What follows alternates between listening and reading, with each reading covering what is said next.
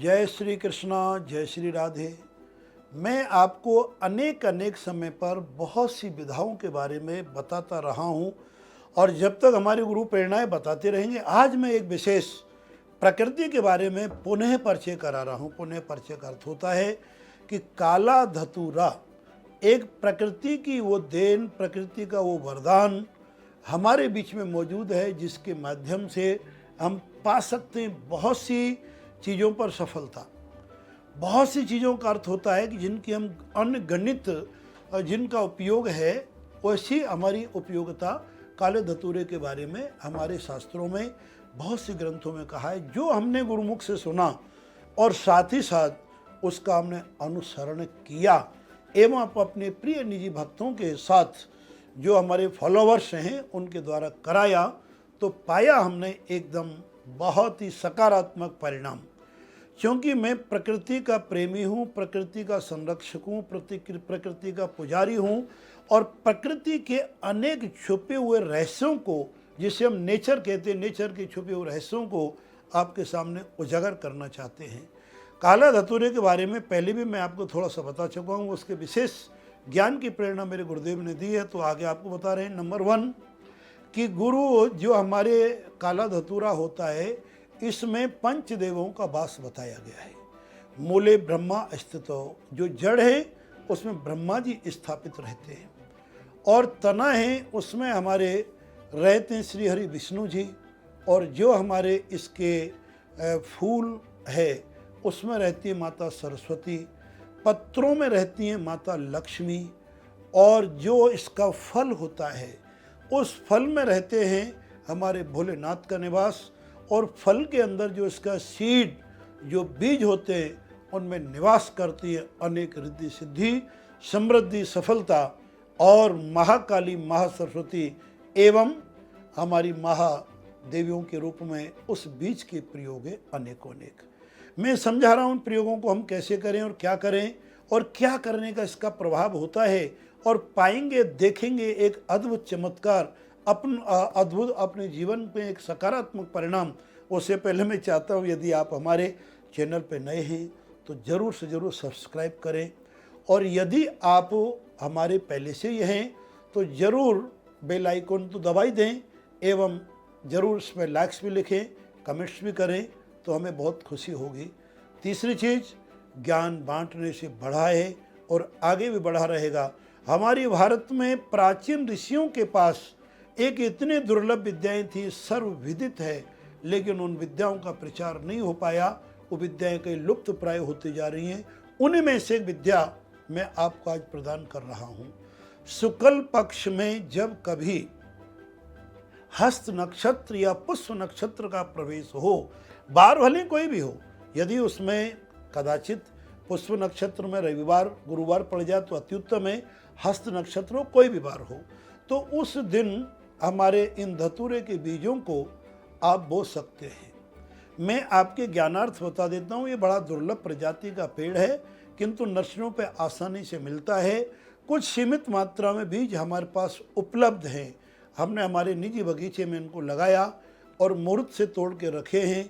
सब लोगों के लिए हम निस्वार्थ भाव से प्रदान कर सकते हैं, किंतु भेजने की व्यवस्था नहीं हो पाएगी, आप हमसे कलेक्ट कर सकते हैं।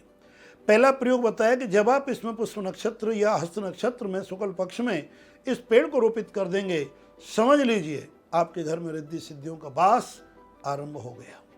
आपके घर गार्डन है, गार्डन में लगा दो, गमला अगर बड़ा है उसमें भी लग सकते हैं।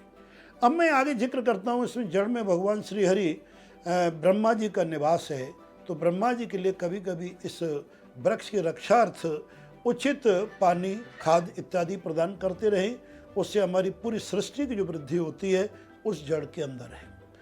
तने में भगवान श्री हरि विष्णु का निवास होता है, जिसके परिणाम स्वरूप हमारे घर में धर्म की स्थापना, सत्कर्मों की स्थापना अवश्य रूप से होती है।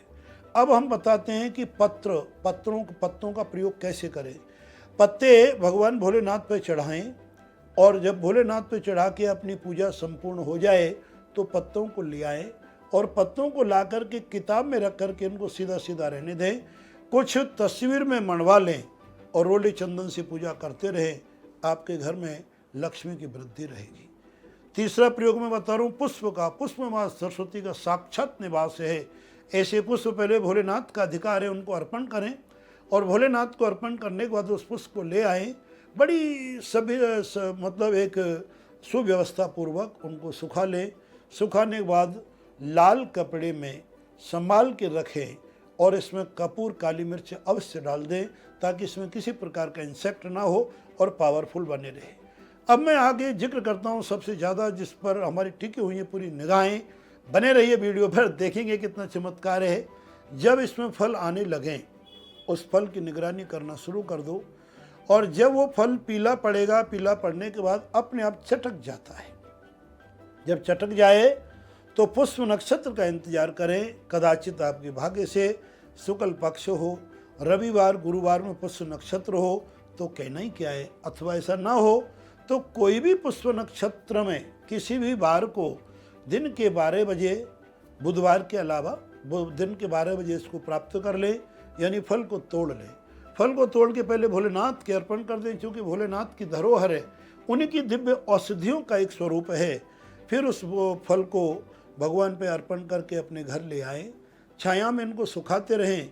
जब अपने आप उसमें वो छिलका अलग हो जाएगा, बीज जब सूख जाए तो बताता हूँ बीजों के मैं दिव्य आपको 3 प्रयोग। सबसे पहला प्रयोग है पुड़िया में या ताबीज में रख के आप जाएंगे मुकदमा आदि में, तो मुकदमा में आपको श्री विजय सुनिश्चित प्राप्त होती है, शत्रुओं का दमन होता है, सामने वाला व्यक्ति आपसे प्रभावित होता है। अब दूसरा प्रयोग है, कई लोग अपने गद्दी पर मन नहीं लगा पाते, टिक नहीं पाते, तो जहाँ उनकी गद्दी है, कुर्सी है, उसमें कोई विशेष कपड़े में बांध करके कुछ बीज, पुष्प नक्षत्र के लिए हुए फल को, उसके बीज अपने गद्दी के नीचे रख दें तो भोलेनाथ की बरसेगी कृपा, धन की होगी वृद्धि। इसी प्रकार से लाल कपड़े में कपूर और काली मिर्च के साथ इन बीजों को गले में रखने से धन की वृद्धि होती है। अपने कारोबार में अनेक जगहों पर स्थापित करने से जितने भी हमारे मंत्र तंत्र टोना टोटक आदि व्याधि जो खटकर्म कहे गए हैं, मारन तारन उच्चाटन सम्मोहन वशीकरण जैसी व्याधाएं आपके घर में कभी प्रवेश नहीं कर पाती हैं। इन बीजों में कभी कभी शक्ति संचार करने के लिए हाथ में लेकर के यदि आपको लक्ष्मी की वृद्धि चाहिए तो महालक्ष्मी च विद्महे विष्णु पत्नी च धीमहि तन्नो लक्ष्मी प्रचोदयात्, लक्ष्मी गायत्री से उनको अभिमंत्रित करते रहें। यदि आपको घर में स्वास्थ्य लाभ की वृद्धि चाहते हो तो ओम होम जुम सह ओम भूर्भुवः स्वः ओम त्र्यंबकम यजामहे सुगंधिम पुष्टिवर्धनम उर्वारुकमेव वंदनान् मृत्युर्मुक्ष्ये मामृतात् भुवः भूर्स्वरुम सैज्युम ओम ओम। इस मंत्र से अभिमंत्रित करें। और यदि आपके घर में धर्म और सुख समृद्धि की स्थापना है तो सर्वस्वरूपे सर्वेशे सर्वशक्ति समन्विते पूजान ग्रहणम कौमारी जगन मातुर नमोस्तुते अथवा दुर्गा जी का मंत्र और उससे भी ज़्यादा गायत्री मंत्र, यदि जनेऊ आप जनेऊ धारण करते हैं तो गायत्री मंत्र बोल के अवमंत्रित कर दें तो रिद्धि सिद्धि समृद्धि और धर्म अर्थ कामोक्ष चारों चीज़ों की वृद्धि ये बीज अपने आप आपके घर में करने लगेंगे। किंतु मैं आपको थोड़ा सा ये जरूर सावधान करना चाहता हूँ कि हर प्रयोग में कर्म प्रधान है। आप कभी ये ना मान ले कि 18 दिन हमने बता दिया रख देंगे अपने आप घर में धन समृद्धि बढ़ जाएगी, ऐसा नहीं होता है। आप जो एफर्ट्स करोगे, प्रयत्न करेंगे, उपाय करेंगे, उसमें आपको अनेक अनेक प्रकार की सफलताएं मिलेंगी। किंतु कर्म प्रधान विश्व कर राखा और जो जस कर सो तस फल चाखा, इस लोकोक्ति को महात्मा तुलसीदास जी की चौपाई को प्रामाणिक मानते हो। कर्म करते जाएं और देखें कितनी आपको सफलता प्राप्त करते हैं मेरे प्रभु। भोलेनाथ आप पर कितनी कृपा की वर्षा कराते हैं। हाँ, एक प्रयोग और रह गया। उस वृक्ष में जब आपके घर में गमले में या कहीं लगा हुआ है तो समय समय पर रोली चंदन चावल आदि से पूजा करें, उस वृक्ष की परिक्रमा दें और मांगे अपनी मनोसिद्धि कार्य के लिए। जो आपके लाडले पढ़ाई में थोड़ी आनाकानी करते हैं, जो पत्रे मैंने स्थापित कराए थे पुस्तक के अंदर, उन्हें लेमिनेट करके सूखने के बाद रख दें बच्चों की पुस्तकों में, से उनका लगेगा पढ़ाई में मन एकाग्र होगा, चित्त सफलता प्राप्त होगी अनेक प्रकार की।